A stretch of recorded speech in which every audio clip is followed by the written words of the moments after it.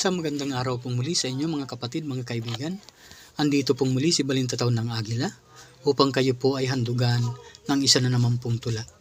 Ang pamagat po ng tula na aking bibigkasin, Mabuhay ang Bagong Kasal. Habang ako'y nasa ere sa taas na katamtaman, mayroon ako na napuna dalawang magkaibigan. Sa silong ng isang puno, dun sila nagkukwentuhan. Ako ay nagka-interes sa kanila na usapan. Ako'y dumapo sa puno sa di nila matatanaw, pagkat itong punong mangga, mga sanga ay malabay. Malago ang mga dahon at ito ay sobrang kapal, di nila aakalain na ako ay nagmamanman.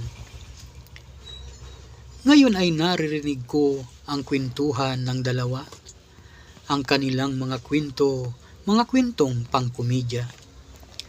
At sa wakas ang sabi ko, ang tula kong magagawa, isang tula ng makata, tunay na katutulala.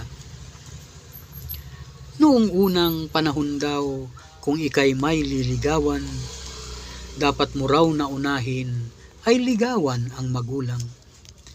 Ang marapat mo raw gawin para ikaw ay mahirang, dapat mo raw maipasa ang iyong paninilbihan. At sa paninilbihan daw, kailangan mong mag-igib ng tubig na pampaligo, pati na rin ang pangdili. Ikaw ay mag-aararo, pupunta ka dun sa bukid, ang lahat daw ay gagawin upang siya ay maibig. Tulad raw ng kaibigan niya, ang wika ng nagkikwento, mayroon itong niligawan, makaluma ang estilo. At para niya mapaibig ang dalagang sinusuyo, una raw niyang susuyuin ay ang ina ng kasuyo.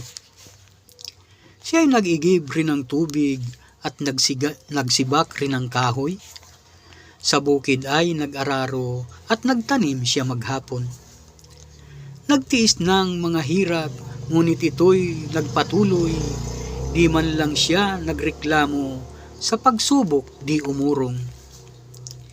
Itong mamang kakwentuhan, nitong mamang nagkikwento, siya'y nagtanong sa pari niya, ano raw ang naging dulo? Yun bang